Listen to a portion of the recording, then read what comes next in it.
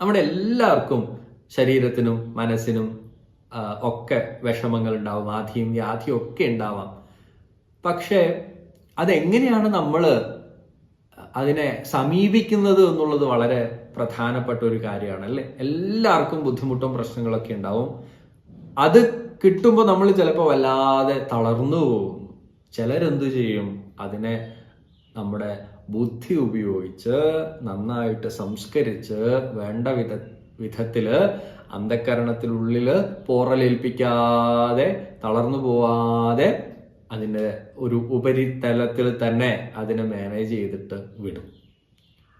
ഭട്ടതിരിപ്പാടിന്റെ അവസ്ഥ അതാണ്. ഭട്ടതിരിപ്പാട് ഇത്രയും സങ്കടപ്പെട്ടിരിക്കുന്ന സമയത്ത് അവിടെ ഇങ്ങനെ ഭഗവാനെ എൻ്റെ മുന്നിൽ പോയിരുന്നിട്ട് പ്രാർത്ഥിക്കാനുള്ള ഒരു ചങ്കുറപ്പ് അദ്ദേഹത്തിന് ഉണ്ടായില്ലേ. നമ്മളാണെങ്കിൽ ആകെ ഇപ്പം ഒരുപാട് വാക്കുകൾ നമുക്കുണ്ടല്ലോ, ഡിപ്രഷൻ വരുന്നു എന്നൊക്കെ പറഞ്ഞ് നമ്മൾ അതിനിരിക്കും.